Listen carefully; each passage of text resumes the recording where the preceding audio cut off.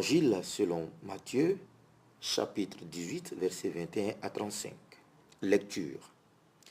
Alors Pierre, s'avançant, lui dit, « Seigneur, combien de fois mon frère pourra-t-il pécher contre moi et devrais-je lui pardonner? Irai-je jusqu'à 7 fois ?» Jésus lui dit, « Je ne te dis pas jusqu'à 7 fois, mais jusqu'à 77 fois. » À ce propos, il en va du royaume des cieux, comme des rois qui voulut régler ses comptes avec ses serviteurs. L'opération commencée, on lui en amena un qui devait 10 000 talents. Cet homme, n'ayant pas de quoi rendre, le maître donna l'ordre de le vendre, avec sa femme, ses enfants et tous ses biens, et d'éteindre ainsi la dette. Le serviteur alors se jeta à ses pieds, et il s'y tenait prosterné en disant, « Consens-moi un délai, et je te rendrai tout. » Apitoyé, le maître de ce serviteur le relâcha et lui fit remise de sa dette. En sortant, ce serviteur rencontra un de ses compagnons, qui lui devait 100 deniers.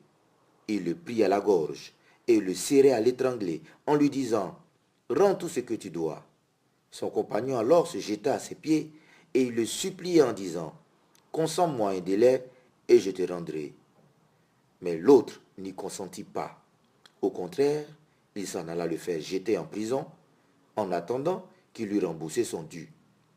Voyant ce qui s'était passé, ses compagnons en furent navrés, et ils allaient raconter toute l'affaire à leur maître. Alors celui-ci le fit venir et lui dit, « Seigneur, serviteur méchant, toute cette somme que tu me devais, je t'en ai fait remise, parce que tu m'as supplié. Ne devrais-tu pas, toi aussi, avoir pitié de ton compagnon, comme moi j'ai eu pitié de toi ?» Et dans son courroux, son maître le livra au tortionnaire, jusqu'à ce qu'il lui rembourse tout son dû. C'est ainsi que vous traitera aussi mon Père céleste, si chacun de vous ne pardonne pas à son frère du fond du cœur. Méditation. Cette page évangélique sur laquelle nous voulons méditer ce jour met à l'épreuve notre pardon, met à l'épreuve notre manière de pardonner à nos frères. Pardonnons-nous vraiment nos frères et nos sœurs? Pardonnons-nous à chaque occasion qu'on nous a offensés? Pardonnons-nous à tout le monde? Telles sont les questions que nous voulons nous poser au début de cette méditation de l'Évangile. Du moins, c'est cet Évangile même qui nous oblige en quelque sorte à nous poser ces questions. Il faut reconnaître que nous pardonnons difficilement. Quelquefois, il est vrai que ce n'est pas du fond du cœur. Si nous le faisons, c'est pour montrer aux gens ou pour ne pas qu'on dise que nous sommes difficiles à vivre, que nous pardonnons. Mais cela vraiment n'arrive pas au fond du cœur. C'est un pardon qui reste sur les lèvres. Notre pardon dans ce cas est donc maquillé, déguisé, hypocrite. Il n'est pas sincère. Notre pardon quelquefois est conditionné. Nous pardonnons seulement des petites fautes. Celles qui nous font vraiment mal, eh bien, nous décidons de ne pas les pardonner. Nous les conservons. Nous pardonnons seulement à condition que la personne ne répète plus. Nous pardonnons seulement certaines personnes de notre entourage, nos parents, notre chérie, notre femme, nos enfants. Les autres, non. Nous pardonnons seulement la même personne jusqu'à un certain nombre de fois, jusqu'à 3 fois, jusqu'à 4 fois, chacun selon sa mesure. Notre pardon est injuste parce que pour la même faute, nous pouvons pardonner un tel, mais pas un tel autre. Notre pardon est donc sélectif. Enfin, si nous pardonnons, comme le dit le monde, nous n'oublions pas.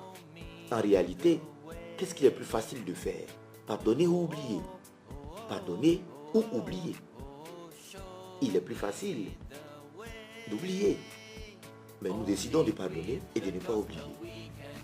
Mais pourquoi devons-nous pardonner si ce sont les autres qui nous font toujours du mal? Est-ce que nous sommes obligés de pardonner?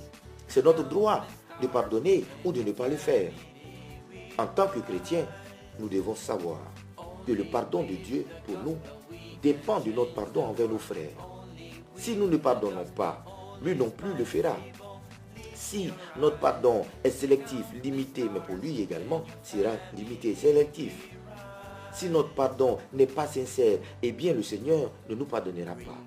Si nous n'oublions pas le mal que les autres nous ont fait, mais lui aussi n'oubliera pas nos fautes. C'est ce que Jésus tente d'exprimer, c'est ce que Jésus exprime dans ce texte que nous avons entendu. Pierre va trouver Jésus et lui demande combien de fois il doit pardonner. Il semble qu'après avoir marché avec Jésus, il avait compris le besoin de pardonner. Et bien s'il avait compris, c'était donc à moitié. Puisque, pour montrer sa bonne volonté, il fait une proposition généreuse. Cette fois, cette proposition est déjà bonne, car elle va au-delà de ce qu'avait prescrit la loi de Moïse, qui disait œil pour œil, dent pour dent. Pierre est prêt à supporter donc un tort subi, plus que ne l'impose la loi. Mais sa réponse est limitée.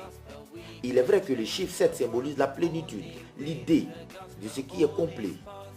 Mais pour Jésus, le pardon doit être infini. Il ne doit pas être mesuré, quantifié, calculé. Combien de fois notre pardon est calculé? Combien de fois notre pardon est calculé? Quelquefois même, nous en faisons des statistiques. Nous savons à combien de fois nous avons pardonné à tel ou un tel autre. Jésus abolit toute mesure. Le pardon doit être comme l'amour, sans limite et sans frontières. Jésus demande à Pierre et à ses autres disciples de se disposer à un pardon, et à nous aussi bien sûr, de se disposer à un pardon illimité. Je ne te dis pas jusqu'à 7 fois, mais jusqu'à 77 fois, c'est-à-dire jusqu'à toujours. Ainsi seulement, il sera possible de neutraliser le péché, la division et la vengeance parmi les hommes. Et puis Jésus raconte cette parabole, la parabole du roi qui demande des comptes à ses serviteurs. L'un d'entre eux a envers lui une dette énorme, 10 000 talents, qui peut être l'équivalent de dizaines de milliards d'euros. Le serviteur esquisse une promesse qu'en réalité, il ne pourra pas tenir. Il demande au roi sa patience. Et c'est ce que nous faisons chaque fois dans notre prière. Nous demandons au Seigneur sa patience. Seigneur, pardonne-moi. Sois patient avec moi parce que je sais que je vais changer. Je te promets de changer. C'est ce que nous faisons chaque fois que nous allons à la confession.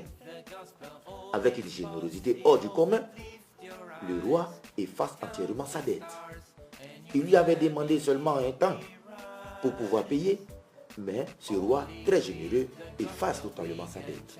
Nous pouvons imaginer la joie de ses serviteurs. C'est la joie que nous ressentons lorsque nous nous sentons pardonnés. C'est la même joie que nous ressentons lorsque nous sortons de la confession. Pourtant, son cœur demeure endurci. Ce geste de compassion extraordinaire n'a pas réussi à toucher sa dureté de cœur. Il est resté exactement le même qu'avant. La compassion, chers frères et chères sœurs, n'est pas un sentiment naturel, encore moins spontané. Elle demande toujours un choix, une décision, en somme un changement.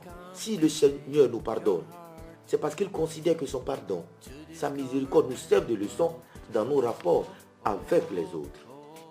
Mais il est vrai que quelquefois, le pardon de Dieu ne nous sert vraiment à rien. Ce serviteur au cœur de glace, quand il se retrouve devant un autre serviteur qui a une petite dette envers lui et qui répète dans l'évangile les mêmes mots que lui, il lui dit « Consens-moi un délai et je te rendrai ». Ce sont les mêmes mots utilisés par ce serviteur. Pourtant, les mêmes mots utilisés ne lui font rien. Son cœur reste dur. Et non seulement il refuse de patienter, comme l'avait fait le roi, mais en plus, il le prend à la gorge, il l'étrangle, il le brutalise. Voilà comment nous traitons nos frères et nos sœurs. La conclusion est dramatique. La plus dure des punitions l'attend. Sa dureté de cœur sera punie.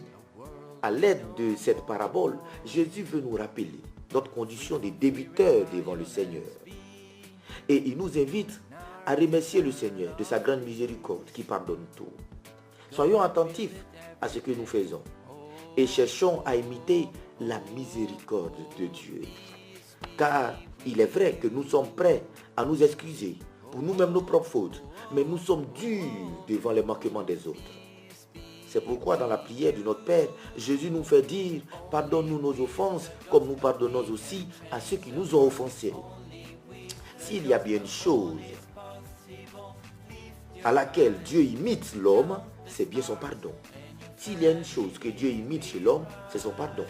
De la même manière que nous pardonnons nos frères, c'est de cette même manière que le Seigneur nous pardonnera. Si notre pardon n'est pas sincère, eh bien lui aussi ne nous pardonnera pas. La parabole que nous avons entendue permet de mieux comprendre la gravité de cette phrase que nous prononçons dans le Notre Père. Convertissons-nous vraiment pendant ce temps de carême et demandons au Seigneur sa miséricorde. Accueillons cette miséricorde.